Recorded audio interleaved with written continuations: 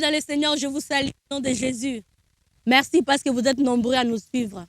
Aujourd'hui, nous allons parler de nos pensées, un champ de bataille. Oui, de nos pensées, c'est un canal par lequel le Seigneur veut nous parler. Il veut nous communiquer des choses. C'est un canal par lequel le Seigneur veut vraiment nous orienter. Mais aussi, l'ennemi, comme il est celui qui dévore, il est celui qui vient pour voler, il vient pour nous désorienter à travers nos pensées.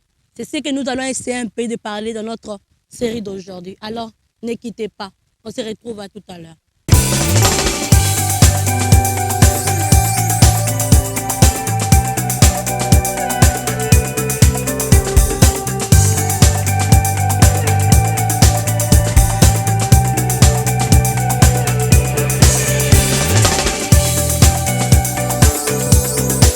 Oui, bien-aimés, comme je disais tout à l'heure, nos pensées sont un canal par lequel le Seigneur veut vraiment nous communiquer des choses. Il veut nous parler, il veut vraiment nous orienter. Parce que le Seigneur est en nous. Et c'est ce qu'il veut. Il veut utiliser nos pensées pour nous bénir, quoi, bien-aimés. Donc, il y a une guerre qui se passe dans nos pensées. Parce que le Seigneur veut captiver nos pensées. L'ennemi aussi veut captiver nos pensées. Afin de nous désorienter du plan que Dieu a dans notre vie, bien-aimés. Oui, le plan du diable, c'est de voler comme on le sait bien. Venir voler, égorger, détruire. Mais le Seigneur veut nous éclairer. Bien-aimés, le Seigneur veut nous amener sur la voie qui nous amène à lui et vers la destinée qu'il a pour nous. Les attaques, bien-aimés, qui viennent dans nos pensées viennent de beaucoup de sources.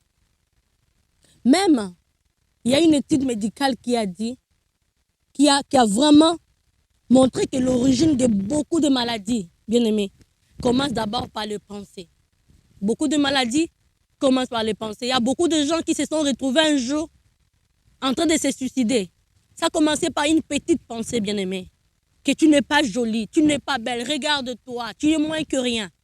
Et lorsque tu décides de nourrir ces pensées à toi, tu décides de commencer à méditer sur ces pensées, c'est là où l'ennemi vient pour te détruire maintenant. Bien-aimé, lorsque des pensées comme ça te viennent dans la tête, il faut vraiment carrément le refuser. Il faut le refuser. Parce que comme Philippiens 4:8, la parole de Dieu dit, je lis au nom de Jésus. Enfin, frères, nourrissez vos pensées de tout ce qui est vrai, de tout ce qui est noble, juste, pur et digne d'amour ou d'approbation, de tout ce qui est vertueux et qui mérite la louange. C'est ça qui doit nourrir nos pensées au quotidien. C'est ça qui doit nourrir nos pensées. La pensée de Dieu, la parole de Dieu, tout ce qui est pur, tout ce qui est vrai. C'est ça, bien-aimé, qui doit nourrir nos pensées. Et non le contraire. Et non la contraire, bien-aimé. Les pensées ont la capacité de nous guérir ou encore de nous empoisonner. Nos pensées peuvent te guérir, tes pensées peuvent te guérir ou encore peuvent t'empoisonner. Bien-aimé, il y a des gens qui ont seulement écouté de mauvaises nouvelles. Et ces nouvelles ont totalement détruit leur vie. Ils ont commencé à méditer sur ça. Je vais vous donner un exemple d'un homme. Un homme qui était maladif, qui avait le cancer, et qui est parti à l'hôpital. Et le médecin, comme c'était un médecin de famille, le médecin lui donnait toujours les diagnostics et les jours qui lui restaient à vivre. Et un jour, il est parti à l'hôpital, le médecin dit, mais pourquoi je vais faire souffrir ce papa ici? C'est un ami de la famille. Je vais lui donner une bonne nouvelle qui va quand même le réjouir, puisque je sais qu'il va mourir dans 2 jours. So, je ne peux rien. Alors, il appelle le papa, il dit, mais je fais les diagnostics, je vois comme si ton état commence à s'améliorer un peu, hein. Ça va. Et le papa, il était vraiment content, dans la joie pour cette nouvelle. Il est parti à la maison, il était content, il était joyeux. Et la tristesse qu'il avait et tout ce qu'il avait, ils sont partis directement. Et quand le médecin a revu le papa, il s'est rendu compte qu'après 2 jours, il n'est pas encore mort. Il s'est étonné, mais comment il est tellement content alors que dans 2 jours, il va mourir. Alors il était curieux, viens un peu à l'hôpital, on va faire encore des examens. Lorsque le papa est parti à l'hôpital, le médecin ne pouvait plus trouver aucune signe de maladie. Donc, c'est ce qui arrive, bien-aimé. C'est pourquoi nous devons faire attention à ce que nous méditons. Ça peut impacter nos vies. Ça peut impacter même nos pensées, bien-aimés. C'est très, très important. Bien-aimés, la volonté de Dieu, c'est que nous puissions vivre dans la paix. Nous puissions avoir la paix dans nos cœurs. Que nous puissions avoir la paix dans nos pensées. C'est ça la volonté de Dieu.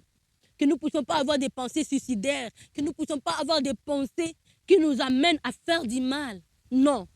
La volonté de Dieu, c'est que nous puissions avoir des pensées qui sont renouvelées.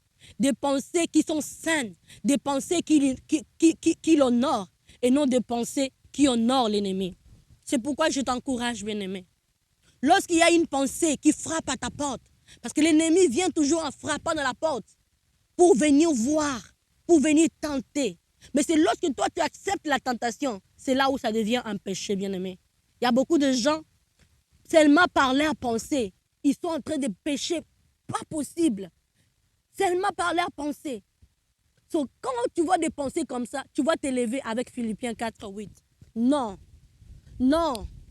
Non, je refuse ce genre de pensée au nom de Jésus. Je déclare que tout ce qui est pur, tout ce qui est noble, je déclare que tout ce qui est vrai est l'objet de mes pensées. Je refuse toutes ces pensées. Je refuse toute pensée suicidaire. Je refuse toute pensée de l'ennemi. Toute pensée sale. Je le refuse avec des images passées. Tu es né de nouveau, mais tu as un passé, bien-aimé. Tu as un passé. Peut-être que tu regardais des films pornographiques, par exemple. Peut-être dans le passé, tu avais une vie d'impudicité, par exemple. Maintenant que tu es un homme nouveau, mais que tu es renouvelé, tu es chrétien en Jésus-Christ. L'ennemi va prendre ces choses anciennes, ces images qui sont enfouies dans ton âme, qui sont enfouies quelque part. Il va prendre ça pour venir maintenant t'attaquer. Tu dois te lever contre ces genres de pensées. Tu dois te lever contre ces genres de pensées. Ne nourris pas ça, bien-aimé. Une fois que tu sens ce genre de pensée, tu dois te lever, tu dois refuser ce genre de pensée. Au nom de Jésus-Christ. Parce que le Seigneur, comme je disais, veut que nous puissions être libres. Libres de toute mauvaise pensée. Laisse que le Seigneur puisse captiver tes pensées. Laisse que le Seigneur soit le maître de tes pensées. Laissons que le Seigneur, lui seul, soit celui qui conduit nos pensées. Bien-aimés, laissons que nos pensées soient pures pour la gloire de Dieu. Comment est-ce que le Seigneur viendra nous parler à travers nos pensées si nous ouvrons de portes à certaines pensées qui n'honorent pas Dieu?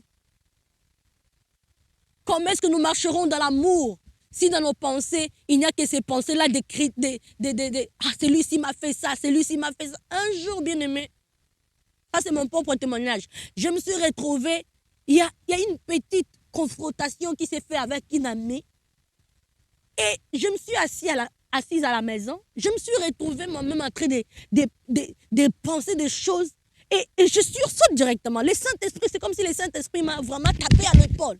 Je sursaute directement, je me dis, Tina, jusqu'à ce point-ci quand même. Je me suis dit ça moi-même, je me suis retrouvée à dire ça, jusqu'à ce point-ci. Pourquoi? C'est parce que lorsque tu as donné accès à une petite pensée et tu commences à nourrir ça, ça peut t'amener. C'est pourquoi vous voyez d'autres personnes, ils se lèvent un matin, ils prennent une fusil, ils partent tuer les gens. Ça a commencé par une petite pensée, bien-aimé. Tu vois une fille qui est jolie et qui se suicide. Ça a commencé par une petite pensée. Et lorsque la personne prend le temps de nourrir ses pensées, c'est alors que l'ennemi prend maintenant la place dans ta vie pour égorger, pour venir détruire, bien-aimé. Dieu veut nous libérer de la haine. Dieu veut nous libérer des chagrins. Dieu veut nous libérer des plaisirs intérieurs. Dieu veut nous libérer de tout ce qui peut venir empoisonner nos pensées, nos émotions, bien-aimés. Tout ce qui peut venir détruire même notre corps physique. Oui, les pensées, les mauvaises pensées ont aussi cette capacité-là de venir même affecter ton corps physique. Rappelez-vous du temps passé où le sida faisait vraiment rage, où il n'y avait pas vraiment de médicaments pour le sida. Quelqu'un, on peut lui donner seulement la nouvelle qu'il est atteint du sida. Et le lendemain, la personne va totalement être méconnaissable. Pourquoi? Les pensées. La personne a commencé par méditer cette pensée. Je vais mourir, mes enfants. Et tout cela, ça affectait même son corps physique. Les mauvaises pensées ont même cette capacité-là d'affecter même ton moral, d'affecter même ton corps physique. Non, ce n'est pas la volonté de Dieu pour nous, bien-aimés. Le Seigneur veut que nous puissions être libérés de tous ces chaînes. Le Seigneur veut que nous puissions être libérés de toute pensée toxique. Tout cela, nous devons le refuser et décider d'avoir des pensées bonnes pour la gloire de Dieu. Et décider, bien-aimés, d'avoir des pensées qui honorent Dieu. Par ces moyens-là, nous allons ouvrir la porte au Saint-Esprit de venir nous parler à travers nos pensées, de venir faire de grandes choses à travers nous par nos pensées. Par ces moyens-là, nous aurons des pensées pures qui honorent Dieu. Alors je vous dis que le Seigneur vous bénisse et qu'il nous aide tous à monter dans cette dimension-là pour la gloire de son nom. Que le Seigneur vous bénisse et qu'il vous fasse du bien, qu'il vous fasse du bien. On se retrouve dans notre prochain numéro.